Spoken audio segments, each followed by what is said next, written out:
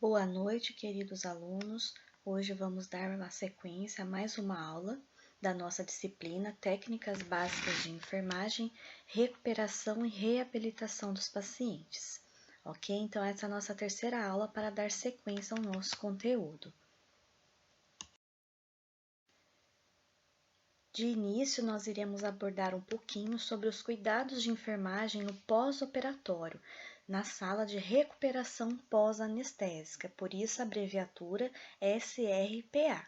Ok? Então, nós vamos observar e estudar como é que a equipe de enfermagem deve se comportar diante dessa situação, né, na recuperação do paciente após uma cirurgia, independente de qual seja, de menor complexidade, de maior complexidade. Então, vamos lá.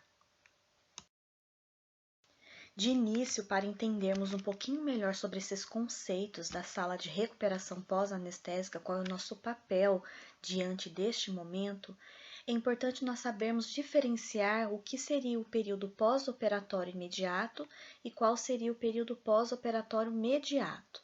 Então, o período pós-operatório imediato, ele abrange as primeiras 24 horas após a cirurgia. Quando o paciente ele terminou a cirurgia, começa a se contar essas 24 horas.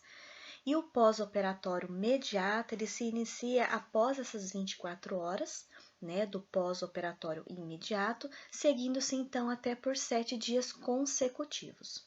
Então, a nossa sala de recuperação pós-anestésica, ela é um local que ela é destinada a receber aquele paciente em que acaba de se terminar a cirurgia, né, que é no pós-operatório imediato, até que ele se recupere, ou seja, a sua consciência e esteja com seus sinais vitais estáveis. Então, deve ser feita uma avaliação constante deste paciente. Essa assistência prestada ao paciente na sala de recuperação pós-anestésica requer cuidados constantes, porque é uma fase delicada da recuperação do paciente, pois ele necessita de uma monitorização constante e controle da sua evolução. Como é que ele vai estar retornando, então, dessa sua reação anestésica?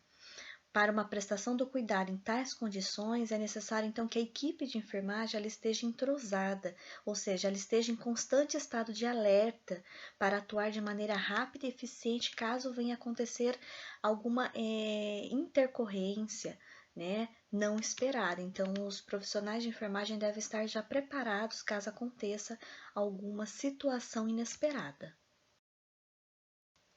Então, cabe ao enfermeiro, juntamente com a sua equipe de enfermagem, ele considerar todos os diversos e possíveis fatores de risco que pode estar relacionado, então, a um trauma anestésico cirúrgico, ou seja, após a cirurgia do paciente. Existem, então, três principais riscos em que a equipe de enfermagem deve estar atentos. Riscos cirúrgicos, que é a extensão do trauma e suas alterações neuroendócrinas, casos de sangramento, hemorragias, dores, alterações de sinais vitais. Em relação aos riscos anestésicos, estar avaliando quanto aos medicamentos pré-anestésicos e anestésicos utilizados com o paciente, potencial de depressão respiratória, interação medicamentosa, em relação aos riscos individuais, né, que está relacionado a cada paciente, é individual dele, é único, relacionado à idade, estado nutricional, doenças associadas, estado emocional.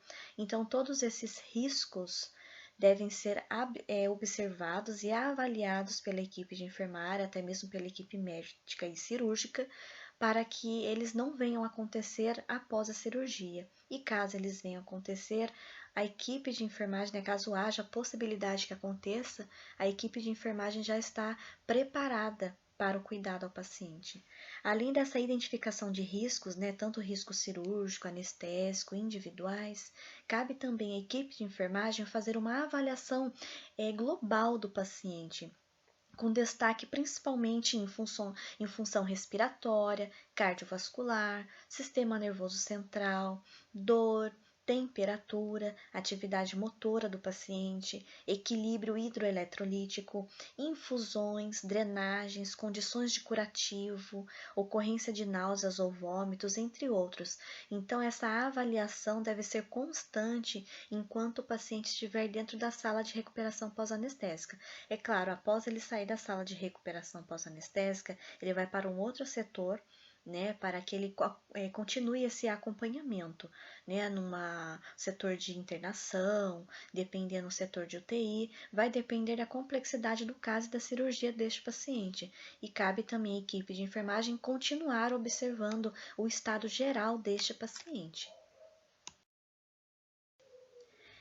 É importante que a equipe de enfermagem ela esteja atenta quanto aos potenciais, né, riscos ou então complicações na sala de recuperação pós-anestésica. Então, deve-se estar atento à dor, ou seja, estar sempre avaliando e quantificando a dor do paciente, posicioná-lo corretamente no leito, né, enquanto volta a consciência do paciente, utilizar coxins para dar mais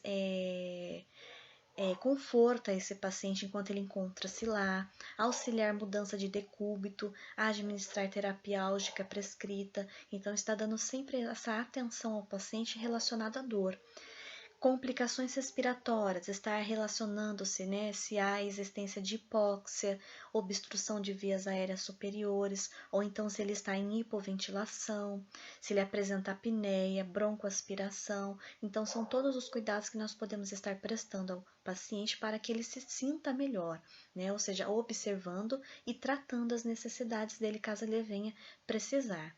Monitorar sinais vitais constantemente, elevar o decúbito a mais ou menos 30 ou 45 graus, estimular respiração profunda, aumentar a oferta de oxigênio caso haja necessidade, desobstruir as vias aéreas, fazer, né, a desobstrução, a aspiração, né, manter disponível materiais para intubação e ventilação caso haja necessidade imediata, checar carrinho de reanimação a cada plantão. Então, essa checagem do carrinho de emergência ela é feita por um profissional que já é específico para isso, ok? E ele é responsável por, a cada plantão, checar esse carrinho e observar se todos os materiais e medicamentos encontram-se lá. Caso não tenha, ele deve repor para que o carrinho mantenha-se completo sempre. Complicações cardiovasculares, a estar avaliando em relação à hipertensão, hipotensão arterial, arritmias, choque hipovolêmico e entre outros fatores. Outras possíveis complicações que devemos avaliar em relação ao paciente quando encontra-se na sala de recuperação pós-anestésica é estar sempre avaliando a consciência do paciente, ou seja, a volta de consciência, verificar a pressão arterial com um manguito de tamanho adequado para a circunferência do braço do paciente, providenciar um acesso venoso adequado e levar membros inferiores se necessário, caso seja prescrito, observar queixa dolorosa e retenção urinária, manter a monitorização constante, observar sinais de sangramento, realizar o balanço hídrico, sempre estar fazendo essa avaliação e anotando esses cuidados, avaliar se ele apresenta hipotermia quando a temperatura ela estiver abaixo de 36 graus Celsius, manter o paciente coberto, observar alterações do eletrocardiograma e oximetria, administrar soluções endovenosas aquecidas, trocar roupas molhadas, utilizar colchão ou manta térmica se disponível. Então, tudo que estiver disponível na unidade para que o paciente ele fique mais aquecido, melhor. Hipertermia, apresentar se ele tem uma temperatura acima de 38 graus Celsius. Então, deve-se então fazer o oposto em relação à hipotermia. Realizar compressas frias neste paciente, controlar a temperatura, infundir líquidos em temperatura ambiente, avaliar em relação náuseas ou vômitos caso o paciente apresente, então manter sempre a cabeça lateralizada e decúbito elevado se possível para que ele não bronque e aspire, evitar mudanças bruscas de decúbito, manter a permeabilidade das vias aéreas e sondas presentes, manter a oxigenação, oferecer a higienização da boca, trocar roupas caso a pessoa vomite e acabe sujando a sua roupa que esteja usando, né? Então, todos esses cuidados devem ser avaliados, ou seja, são possíveis complicações que o paciente ele pode apresentar após, né, retornar de uma sala de cirurgia, ou seja, após a anestesia. Em relação às complicações renais, então o paciente ele pode apresentar, né, oligúria, então deve-se fazer sempre o balanço hídrico deste paciente, controlar a pressão arterial que é a PA, observar as características da diurese, coloração, quantidade. Poliúria. Deve-se então também realizar o controle hídrico da PA e da glicemia. No caso de uma retenção urinária, observar sempre a presença do globo viscal aumentado ou não, a queixa, né, caso é dolorosa na palpação daquela região do abdômen, realizar medidas mecânicas, se não resolver, proceder sondagem vesical de alívio, tá? Então, essas medidas mecânicas estão relacionadas às massagens. Caso não funcione, ainda continue com a retenção urinária, então deve-se proceder para uma sondagem vesical de alívio, para que a pessoa consiga eliminar essa urina que está trazendo dor a ela. Então, os cuidados de enfermagem na sala de recuperação pós-anestésica incluem desde a admissão dele dentro daquela sala, ok? Então, deve-se fazer então a verificação, né, da identidade do paciente, fazer o exame físico, monitorar, né, a frequência cardíaca, PA, saturação de oxigênio, temperatura, nível de consciência e dor. Manter as vias aéreas permeáveis, ou seja, abertas, instalar nebulização de oxigênio caso observada a oximetria, né, de pulso periférica menor que 92%, promover conforto e aquecimento ao paciente para que ele não venha, né, a ter uma hipotermia, né, uma das complicações da pós-cirurgia, verificar condições do curativo, se tem sangramentos ou não, fixação de sondas e drenos, se estão bem fixas ou se precisa de um cuidado maior, anotar débitos de drenos e sondas, ou seja, a drenagem que é realizada por esses dispositivos, fazer balanço hídrico caso necessário para fazer uma observação, uma avaliação melhor do paciente. Observar a parte de dor, náuseas, vômitos e comunicar ao anestesiologista caso esse paciente comece a apresentar esses sintomas. Administrar analgésicos, antieméticos ou antibióticos conforme a prescrição médica.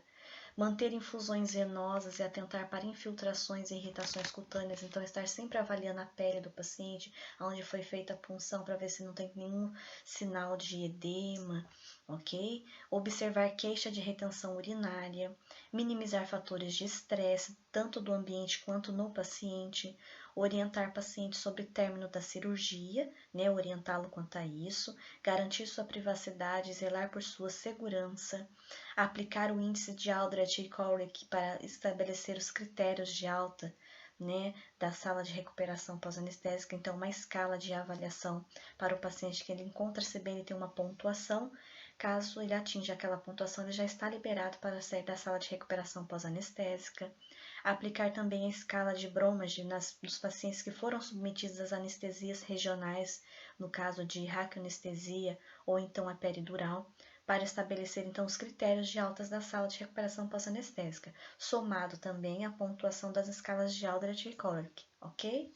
Então, nós vamos ver agora um pouquinho adiante o que está relacionado a essas escalas, o que é que ela nos traz de avaliação do paciente. Então, em relação à escala de Aldrich e Corrick, ou seja, uma escala composta por 5 parâmetros, né? E esses parâmetros eles são avaliados de uma pontuação de 0 a 2. E dando um total, então, de 10 pontos. Então, ele vai avaliar a consciência do paciente, a atividade motora, a respiração, a circulação e a saturação de oxigênio. Então, de acordo com a resposta que o paciente tiver, como por exemplo ali, na avaliação de consciência, né? Se ele encontra-se completamente acordado, ele tem uma pontuação de 2 pontos. Acorda quando chamado somente, então ele recebe 1 ponto. Ou não acorda quando chamado, então é 0 pontos. E assim sucessivamente, nós vamos fazendo essa somatória de acordo com os outros itens de avaliação e ao final a gente faz a somatória. Ele é utilizado como um critério de alta para o paciente se ele tiver uma pontuação igual ou superior ou maior que 8. Então, ele já pode, receber a alta da sala de recuperação pós-anestésica. Juntamente com essa escala, caso o paciente tenha passado, então, por uma anestesia regional, né, no caso de uma peridural ou uma raquianestesia, também, além da escala de Aldrich, também é realizada, então, a escala de Bromage, que, no caso, vai avaliar a mobilidade ou, então, a imobilidade das extremidades, os membros inferiores. Então, tem uma pontuação, ok? Que é 0, 1, 2 ou 3. Ao 0 é sem bloqueio motor, então consegue mover adequadamente, sem problema algum. 1 pode flexionar o joelho e mover o pé, mas não levanta a perna. 2 pode mover apenas o pé. E o 3 não pode mover o pé ou o joelho. Então, no caso, se ele tem de 2 ou 3, ele permanece um pouco mais ainda na sala de recuperação pós-anestésica. Se é observada a pontuação 0 ou 1, ok? Ou seja, sem bloqueio motor e pode flexionar o joelho e mover o pé, mas não levanta a perna. Ele pode, então, estar recebendo, então, alta da sala de recuperação pós-anestésica. Então, essas são duas escalas que nós podemos estar utilizando dentro dessa sala de recuperação pós-anestésica, que vai nos dar um parâmetro das condições do paciente. Ele, conforme vai melhorando, né? Ele vai, conforme vai voltando da anestesia, se recuperando, né, da ação anestésica, ele pode ser liberado, então, daquela sala. Então, qual é o papel da equipe de enfermagem de estar observando quais são os critérios para a alta deste paciente? Ou seja, o paciente ele se recuperou adequadamente para sair dessa sala de recuperação pós-anestésica, em que o cuidado é mais intensivo, ele já pode ser transferido para outro setor, para uma internação ou para uma UTI. Então, o que a gente deve estar avaliando? Então, primeiramente, vamos avaliar então os valores das escalas, tanto de Aldrich e Korlik, que deve ser acima de 8, ou também a escala de Bromage. Então, 0, 1 e 2 em pacientes que foram submetidos à anestesia regional. Ou seja, pelo menos consegue mover o pé. Então, se ele já tem a pontuação de 2 para 1, ele é sinal de que ele já pode estar recebendo alta. Se for de 3 para 2, ainda não, ok? Estabilidade dos sinais vitais, comparada com os sinais vitais de enfermaria ou da admissão, ou seja, os sinais vitais dele está parecido com os sinais vitais que ele apresentou antes de realizar a cirurgia. Orientação do paciente no tempo e espaço, ele está orientado, acordado, ele consegue conversar, tem sentido as palavras. Ausência de sangramento ativo e retenção urinária, né? Então tem que ter ausência desses fatores, ausência de náuseas e vômitos, dor sob controle, é claro que ele vai apresentar dor, mas ele já está sendo medicado, né, para que passe essa analgesia dele, mas está sob controle, ele consegue manter-se bem dentro dos parâmetros possíveis. Força muscular que favoreça a respiração profunda e tosse. Então, se ele já tem uma resposta boa, uma resposta respiratória positiva, ele consegue respirar profundamente e tosse, ele não sente falta de ar fazendo este tipo de processo, então ele já tem os critérios para a alta, né, da sala de recuperação pós-anestésica. Então, dentro da sala de recuperação pós-anestésica, ou seja, o paciente ele saiu do centro cirúrgico, ele vai para essa sala de recuperação. Cabe ao enfermeiro responsável por esse setor e à equipe de enfermagem, juntamente com esse enfermeiro e o médico anestesiologista, que também deve ficar dentro dessa sala, avaliar então as condições do paciente. Conforme ele for melhorando, é claro que a gente tem que dar as condições para esse paciente melhorar, né? O cuidado tem que ser prestado para que ele consiga se recuperar, né, dessa condição anestésica que ele se encontra, né, pós-anestésica, e melhorar para então fazer a sua transferência ali dentro da própria unidade hospitalar, tá? Por um quarto de repouso, para uma internação, para uma UTI, para onde ele for destinado após a cirurgia para a sua recuperação, que daí já entra um outro tipo de recuperação do paciente. Ok? Então, é sempre bom a gente estar avaliando e percebendo quais são as necessidades do paciente. Em qualquer lugar onde ele se encontrar, ele vai precisar de cuidados para a sua recuperação. Por isso é importante a gente saber qual é o nosso papel neste momento. Ok, meus amores? Então, finalizamos o nosso conteúdo em relação aos cuidados de enfermagem, né, ao paciente que acabou de sair de uma cirurgia e foi para a sala de recuperação pós-anestésica. Agora nós vamos falar um pouquinho dos cuidados de enfermagem relacionados às feridas cirúrgicas, né? O paciente ele foi operado, fez uma cirurgia, independente de qual seja, e é claro que ele vai apresentar uma sutura, uma ferida cirúrgica. Então, para a recuperação desta ferida cirúrgica, também existem cuidados que devemos ter para essa melhor recuperação e reabilitação do paciente. Então, vamos seguir agora adiante falando sobre um pouquinho de feridas cirúrgicas. Então, antes de iniciarmos falando quais são os cuidados de enfermagem relacionados à ferida cirúrgica, é importante a gente saber o conceito do que seria uma ferida cirúrgica. Então, trata-se de uma ferida resultante de um corte no tecido produzido por um instrumento cirúrgico durante a cirurgia, ok? Criando então uma abertura em uma área do corpo ou em algum órgão, realizando-se por consequente a aproximação das bordas de pele saudáveis, por meio de suturas, grampos, clipes ou cola cirúrgica. Vai depender de cada situação, de cada tipo de cirurgia, da gravidade dela e da complexidade da mesma.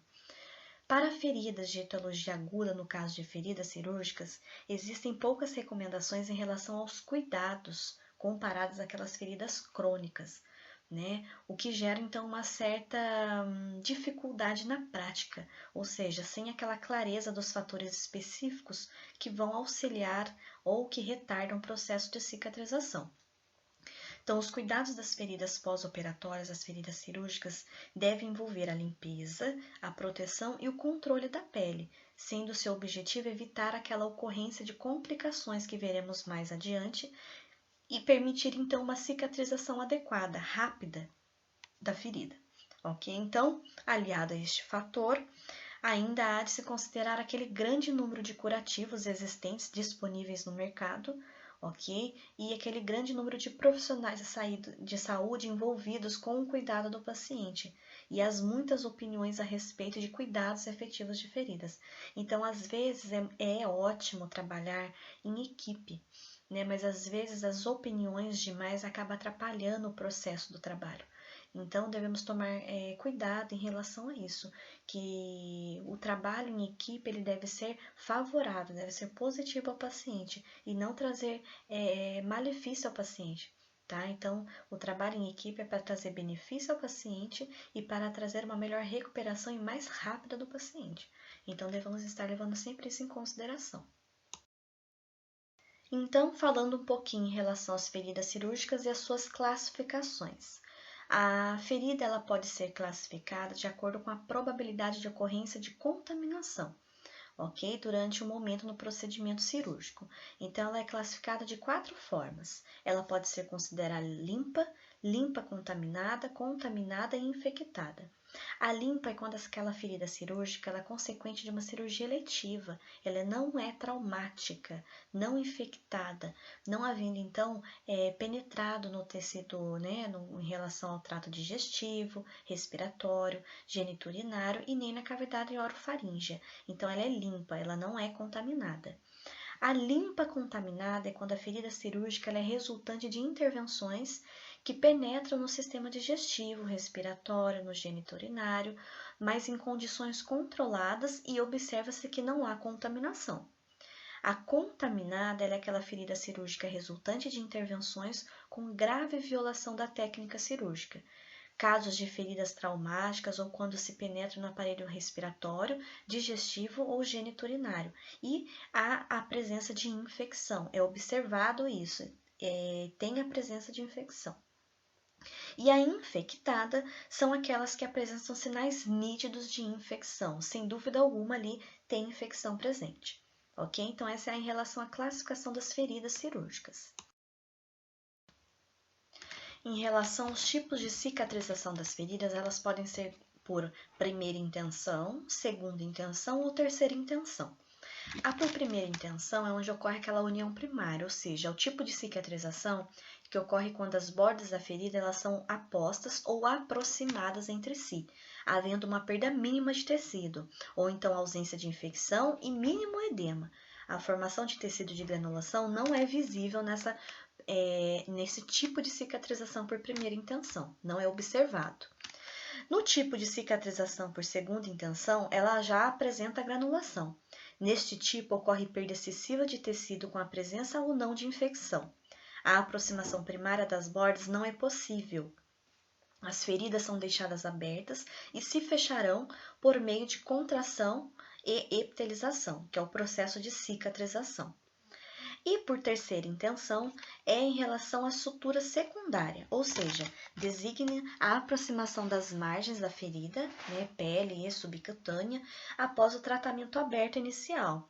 Isto ocorre principalmente quando há presença de infecção na ferida, que deve ser tratada primeiramente para então ela ser suturada posteriormente, ok? Então, ela começa por terceira intenção, né? E ela é suturada depois, quando já acontece aquela melhora na ferida. Então, ela já vai ser então uma cicatrização por primeira intenção, porque ela vai ser suturada. Então, ela inicia-se em terceira intenção e posteriormente vai por primeira intenção, ok? Esses são os tipos de cicatrização das feridas cirúrgicas. Geralmente, as feridas cirúrgicas elas são consideradas agudas, como já foi falado anteriormente, planejadas e realizadas com justa posição das bordas. Elas cicatrizam por primeira intenção e possuem então a tendência de regressão espontânea e completa em um prazo esperado. Então, já é determinado o tempo de cicatrização desta ferida. As feridas cirúrgicas de primeira intenção elas podem tornar-se mais complexas quando apresentam algumas complicações, como infecção, seroma, hematoma, que causam a adescência, que é a abertura dessa sutura, demandando então uma cicatrização por segunda intenção. A cicatrização das feridas cirúrgicas por segunda intenção, elas exigem maior tempo para cicatrizar, pois existe um espaço entre as bordas, necessitando de grande formação de tecido de granulação para a sua recuperação, né? Ou seja, para o seu preenchimento, até que ocorram a contração e a epitelização.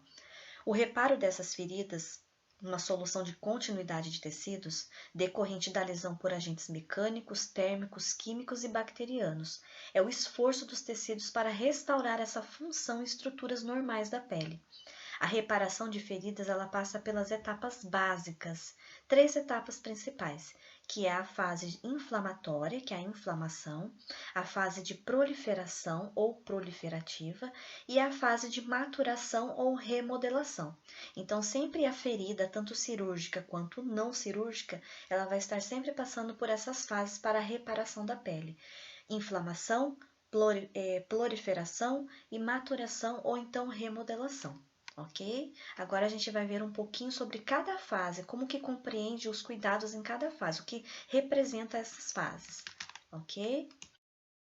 Então, na primeira fase, que corresponde à fase inflamatória, né, a fase de processo de recuperação dessa pele, dessa ferida, ela acontece entre o primeiro e o quarto dia do pós-operatório. Então, é importante a gente saber esse período para que a gente possa estar observando da maneira adequada. Então, o que devemos estar avaliando em relação à ferida neste período de fase inflamatória? Estar avaliando a cor e a margem da incisão. Aqui nesta tabela eu apresento para vocês o que seriam de resultados normais e o que seriam os resultados anormais. Então, eu vou passar para vocês os resultados normais, ok? Então, em relação à cor e margem da incisão. Normal seria se ela estivesse vermelha claro, para rosa, então bem clarinha, com bordas aproximadas, sem nenhuma tensão, ok? Em relação à inflamação do tecido adjacente, tumefação, a presença de eritema ou despigmentação da pele, apresenta-se uma pele quente ao toque, dor e edema, então é normal ela apresentar esses sinais. Tipo de drenagem, ela está sanguinolenta, progredindo para uma drenagem mais serosa, ok? Sanguinolenta é quando apresenta um pouco de sangue, e serosa é quando já vai sumindo aquela quantidade de sangue junto com a drenagem, ok? Quantidade de drenagem de moderada a mínima, então ela começa de moderada e vai diminuindo, a tendência é diminuir e não aumentar. Caso aumente, é um resultado anormal. Material de sutura, ele está presente, ou seja, podem ser suturas, grampos ou cola biológica, cola cirúrgica. Novo tecido é a reepitelização, presente por volta somente do quarto dia ao longo de toda a sua incisão, ok? Então, em relação à fase inflamatória, é importante nós sabermos, né, quais são as condições em que a pele irá se encontrar para que a gente saiba o que é normal e o que não é anormal. O que não é anormal, nós devemos anotar, né, no nosso prontuário, na ficha do paciente e chamar o enfermeiro responsável né, pela avaliação, pela equipe, então o médico que foi o responsável pela cirurgia para estar fazendo uma nova avaliação em relação à ferida cirúrgica.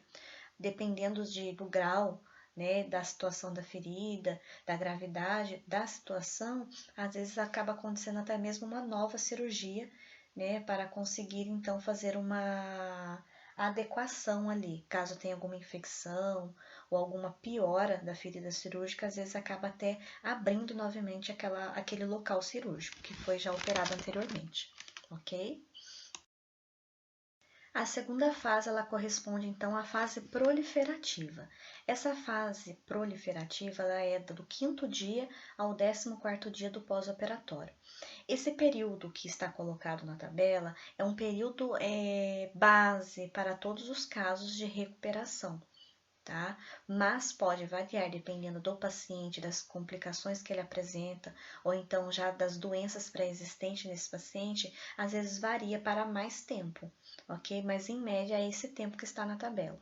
Então, em relação à fase proliferativa, como é que vai se encontrar a cor e a margem da incisão no 5º ao 14º dia? Vai apresentar-se vermelha, progredindo para uma rosa clara, ou seja, uma tonicidade da pele da pessoa. Ok? Inflamação no tecido adjacente, ausente, não tem inflamação. Também não tem nem drenagem e nem quantidade de drenagem para avaliar, encontra-se ausente. Isso é somente na primeira fase que nós acabamos de falar, que é a fase inflamatória. Materiais de sutura. Indicação de remoção de sutura neste período, entre o 7º e o 10º dia, de acordo com a prescrição médica e protocolo da instituição, levando em consideração a situação clínica do paciente e cliente e a localização topográfica do sítio cirúrgico, ou seja, se apresentam-se condições adequadas, já podemos então estar fazendo então a remoção dos pontos da sutura, ou então do grampo, qual foi, né, o processo utilizado durante a cirurgia. O novo tecido ele está presente ao longo de toda a incisão e a cicatrização das bordas é presente por volta do 9º dia ao longo de toda a incisão. Então, observa-se em toda a incisão o novo tecido, ou seja, a cicatrização das bordas. E os resultados anormais em relação às bordas, que é importante nós ressaltarmos, está ausente neste período no 9º dia, ok? Entre o 14º dia, a abertura da linha de incisão. Então, isso é uma preocupação caso venha acontecer, ok? Então, tudo que é normal, nós devemos estar atentos, por isso que a nossa observação durante a recuperação desta ferida, né? Quando formos limpar, fazer a limpeza dessa ferida cirúrgica, é importante nós avaliarmos a condição em que ela encontra-se. Então, em relação à fase de maturação, né, que é a terceira e última fase da fase de remodelação, né, então ela será apresentada do 15º dia até 1 ano ou 2 anos após o ato cirúrgico, pós-operatório. Então, a cor da incisão ela deve se apresentar um rosa pálido, progredindo para branco ou prata, né, em relação em clientes com pele clara, rosa pálido, progredindo para mais escuro do que a cor normal da pele, ou de pálido para branco em clientes com pele mais escuras. Então, qualquer alteração, como formação de um novo tecido, queloide ou formação de cicatriz hipertrófica, deve-se ficar atento, porque é um resultado não esperado. Em relação à inflamação do tecido adjacente, tipo de drenagem, quantidade de drenagem e material de sutura devem estar ausentes neste período. O novo tecido está presente e a cicatrização das bordas está presente. Então, quando nós observarmos algo diferente disso, dessas respostas, desses resultados esperados, deve-se ter uma preocupação, ou seja, a recuperação da ferida ela não foi da forma adequada, então deve-se proceder com um cuidado diferenciado, ok? Então, em relação a essas 3 fases, é importante a gente saber como que ela se apresenta, né? E qual é o período de cada fase, para que a gente esteja atento à recuperação deste paciente, da ferida deste paciente, que às vezes por falta de conhecimento, a gente às vezes pensa que a recuperação não está adequada, que a coloração devia ser diferenciada de uma forma, mas na verdade está de outra. Então, a gente ter esse conhecimento prévio, né, do que representa cada fase e de como que a ferida cirúrgica deve estar diante de cada fase de recuperação da pele, né? Então é importante a gente saber para saber fazer uma boa avaliação da ferida e uma boa avaliação da recuperação do paciente, ok? Importantes também sabermos quais são as características das feridas cirúrgicas. Então, a ferida ela é imediatamente fechada após a intervenção, ou seja, o ato cirúrgico. Existe uma boa aproximação dos limites de bordas, né, da ferida, ou por suturas, ou por grampos, clipes ou cola cirúrgica. A cicatrização primária da ferida ela ocorre no espaço de horas após a reparação da espessura total da incisão cirúrgica. Ok? A migração normal das células epiteliais na incisão ela ocorre no espaço entre 24 e 48 horas, então é rápido essa migração de células. Minimiza o tamanho da cicatriz, ok? E os exemplos, né, de cirurgias que apresentam depois feridas cirúrgicas seriam lacerações com reparações otimizadas, redução otimizada de uma fratura óssea, cicatrização após cirurgia por retalho e entre outros tipos de cirurgias. Tá bom, meus amores? Existem alguns fatores que interferem no processo de cicatrização dessa ferida cirúrgica. São os fatores locais e os fatores gerais. Então, nós vamos falar rapidamente sobre esses fatores que é importante nós sabermos, né, que existem esses fatores para podermos intervir de uma maneira adequada, caso apresente alguma resposta inesperada. Então, os fatores locais eles estão relacionados às condições da ferida e como ela é tratada cirurgicamente, ou seja, qual foi a técnica cirúrgica utilizada. Então, devemos levar em consideração a vascularização das bordas da ferida, se tem uma boa irrigação das bordas da ferida, é essencial para a sua cicatrização, pois permite um aporte adequado de nutrientes e oxigênio, ou seja, a sua recuperação vai ser mais rápida quando acontece essa vascularização adequada. Grau de contaminação da ferida. Uma incisão cirúrgica realizada com boa técnica e em condições de asepsia tem melhor condição de cicatrização do que um ferimento traumático ocorrido fora de um ambiente hospitalar. Então, quanto menor for a contaminação, melhor vai ser a recuperação, a cicatrização dessa ferida. Tratamento das feridas, asepsia e antisepsia, uma técnica cirúrgica correta, com diérese, hemostasia e síntese, toda a sequência, escolha do fio cirúrgico correto que cause mínima reação tecidual possível, cuidados pós-operatórios adequados, ou seja, quais são os curativos que devem ser utilizados e a retirada dos pontos no tempo adequado, são alguns dos aspectos importantes a serem observados em relação ao tratamento das feridas. Então, quando tudo corre adequadamente, quando é seguido o protocolo, as prescrições, não tem como dar errado. Às vezes, por um descuido, né, infelizmente, acaba acontecendo alguma complicação e devendo ser tratada. Mas, se a equipe de enfermagem trabalha para o bem-estar desse paciente, para a recuperação dessa ferida cirúrgica, é muito difícil algo dar errado, ou seja, a recuperação desse paciente vai ser adequado e de forma rápida e não dolorosa, ok? Agora, em relação aos fatores gerais, eles são inúmeros, então eu listei alguns para vocês terem uma ciência, né, uma consciência de quais são esses fatores. Esses fatores gerais, eles estão relacionados às condições do paciente, ou seja, a condição clínica do cliente. E elas podem estar, né, realizando uma alteração da capacidade do paciente de cicatrizar com eficiência. Então, de acordo com essas condições do paciente, a cicatrização ela pode ser mais demorada. Então, relacionada à infecção, é provavelmente a causa mais comum de um atraso de cicatrização, caso o paciente venha apresentar uma infecção. Idade. Quanto mais idoso o paciente for, menos flexíveis são os tecidos presentes. Então, há uma diminuição progressiva de colágeno na pele. Hiperatividade do paciente. A hiperatividade ela dificulta muito a aproximação das bordas das feridas. O repouso ele favorece a cicatrização. Então, aquela pessoa que é hiperativa, ela não consegue ficar parada, né? Não consegue ficar quieta, então acaba atrapalhando então, a cicatrização dessa ferida. Oxigenação e perfuração dos tecidos. Doenças que alteram o fluxo sanguíneo normal podem então afetar a distribuição dos nutrientes das células, assim como a dos componentes do sistema imune do corpo. Essas condições elas afetam diretamente na capacidade do organismo de transportar as células de defesa e antibióticos, o que dificulta então o processo de cicatrização da ferida. A nutrição do paciente está relacionado, né? Pois uma deficiência nutricional pode dificultar a cicatrização, pois deprime o sistema imune do paciente e diminui a qualidade e a síntese de tecido de reparação.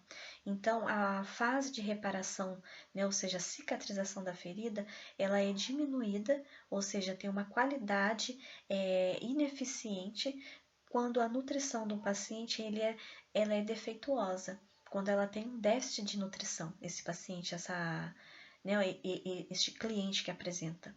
Então, a gente acha que não é importante, mas todos esses fatores eles interferem diretamente no processo de recuperação da ferida cirúrgica.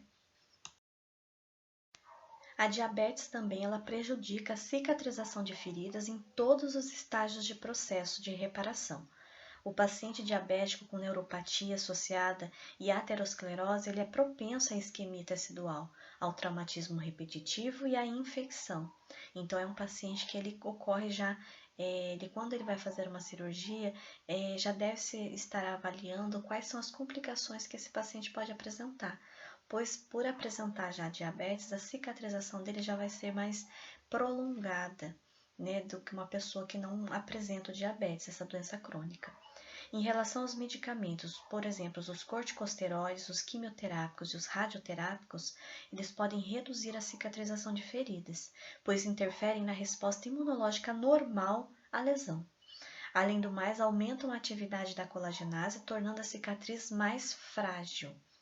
Em relação ao estado imunológico do paciente, nas doenças imunossupressoras, a fase inflamatória ela está comprometida pela redução de leucócitos, com consequente retardo da fagocitose e da lise de restos celulares. Então, todo aquele processo de recuperação celular, né, ou seja, pela ausência de imunócitos, a formação de fibroblastos é deficitária, ou seja, o estado imunológico do paciente, quando ele é comprometido, ok? A fase inflamatória ela vai ser comprometida, ou seja, ela não vai ter aquela proteção contra a infecção que geralmente é apresentada nesta fase, ok? Então, ele pode sim apresentar complicações relacionadas a isso. Longos períodos de internação hospitalar e tempo cirúrgico elevado são também aspectos complicadores importantes para o processo de cicatrização. Então, meus amores, em relação a este conteúdo, nós estamos chegando ao fim, ok? É um conteúdo mais curto, porém com muitas informações. Então, peço que vocês tirem dessa aula o máximo possível de informações importantes. Caso tenham dúvidas, por favor, estou aqui para esclarecê-las, saná-las. Não vamos ficar com dúvidas, porque isso é importante para vocês futuramente, quando vocês estarem trabalhando como técnicos auxiliares, quem sabe futuros enfermeiros, não é verdade? Se gostar mesmo da área, com certeza também serão futuros enfermeiros. Então, eu peço que vocês abracem essa aula com carinho, porque é importante nós sabermos o básico, né? Quais são os principais cuidados de enfermagem em relação às feridas cirúrgicas, em relação à recuperação do paciente dentro de uma sala de recuperação pós-anestésica. Então, é importante a gente saber um pouquinho de cada área, um pouquinho de cada tema, pois futuramente vocês estarão prestando esses cuidados. E com a técnica correta e o conhecimento adequado, vocês irão longe, ok? Ou seja, os pacientes só terão que agradecer a vocês pelo cuidado que vocês estarão prestando. Mas a gente tem que ter sempre em mente, ok?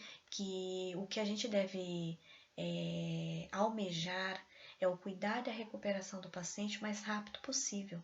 Ou seja, quanto mais tempo ele fica hospitalizado e internado, pior é para ele, tá? Pior é para os familiares, né? Porque aquela condição ali não é a condição que eles estão acostumados a ficar, né? Então, se a gente promove um cuidado adequado, uma prevenção de riscos e de complicações na recuperação dele, enquanto ele estiver ali no ambiente hospitalar, será o melhor para ele.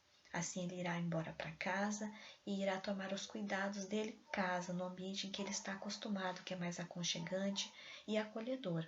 Independente de a gente fazer um cuidado, né, com carinho, com amor, nada melhor do que o cantinho da nossa casa, ok? Então, por favor, eu peço, caso vocês tenham alguma dúvida em relação à matéria, né, da aula de hoje, Peço que vocês estejam perguntando, conversem com os colegas. Sei que nós estamos com aula à distância de forma EAD, mas não é isso que nos vai impedir, né, de ter conhecimento e procurar conhecimento. Ok, meus amores? Um grande abraço, então. Fiquem com Deus e ao final da aula encontram-se as referências, caso vocês queiram estar procurando e aprofundar um pouquinho mais em relação ao conteúdo da aula de hoje. Um grande abraço.